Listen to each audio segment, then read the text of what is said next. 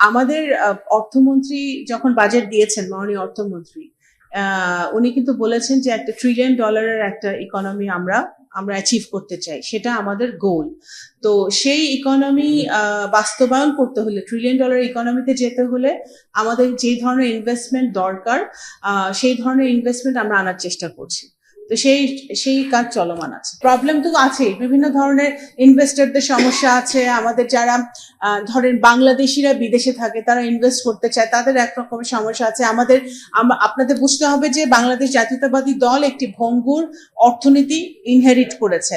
আমরা গত 17 বছরে ব্যাংকিং সেক্টর যেভাবে ধ্বংস হয়েছে, আমাদের ক্যাপিটাল মার্কেট যেভাবে ধ্বংস করা হয়েছে, সিস্টেমগুলো যেভাবে ধ্বংস করা হয়েছে, ওই ধ্বংস অবস্থা থেকে আবার তুলে এনে একটা ভাইব্রেন্ট ইকোনমিতে রূপান্তর করার জন্য যে সকল পলিসিগুলো নেওয়ার দরকার, সেগুলো কিন্তু এখন সরকার নিচ্ছে। AKS অর্জন করলো গিনেস ওয়ার্ল্ড রেকর্ডস। AKS এবং আমাদের যে বাজেট দেওয়া হচ্ছে, সেই budget is one of the first step of that initiative. So আমাদের ক্রিয়েটিভ ইকোনমি, আমাদের ফরেন ডিরেক্ট ইনভেস্টমেন্ট, আমাদের বিভিন্ন ইকোনমিক জোন করা হয়েছে।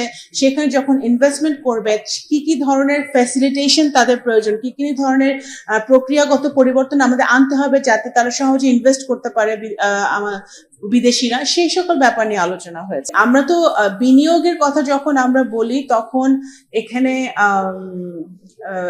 জ্বালানি একটা বিশেষ আমাদের যেটা বিনিয়োগের জায়গাটা হচ্ছে আমাদের টেক্সটাইল, আরএমজি, আমাদের কৃষি খাত, আমাদের অ্যাগ্রো বেসড বিভিন্ন জায়গায় বিভিন্ন খাতে, এবং বিশেষ করে আমরা যখন ক্রিয়েটিভ ইকোনমির কথা বলছি, সেখানে আমাদের প্রান্তিক জনগোষ্ঠীর, আমাদের কুটির শিল্প, আমাদের কৃষ্টি কালচার, এখানেও কিন্তু অর্থনৈতিক বিনিয়োগের একটা বিশাল সুযোগ আমরা তৈরি করার চেষ্টা করছি।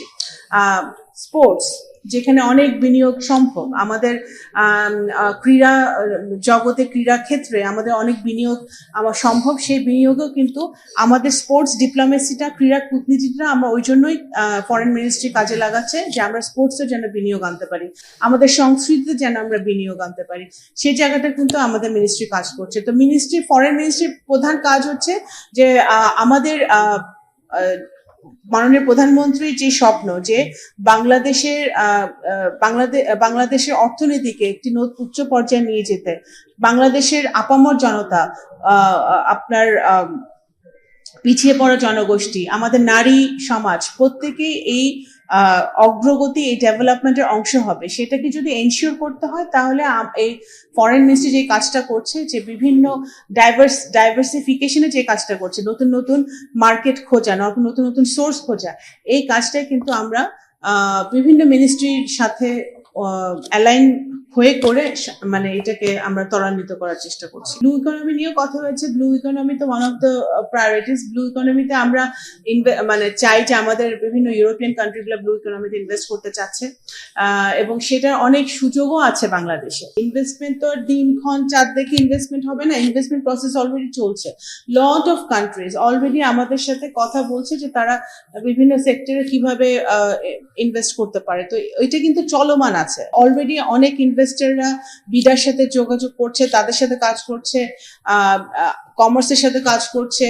চায়না, জাপান, আমেরিকা, বিভিন্ন দেশে কিন্তু ইনভেস্টমেন্টের জন্য রেডি আছে, এবং তার ইনভেস্টমেন্টের এই কথাবার্তাগুলো চলছে। তো কাজ তো চলমান আছে।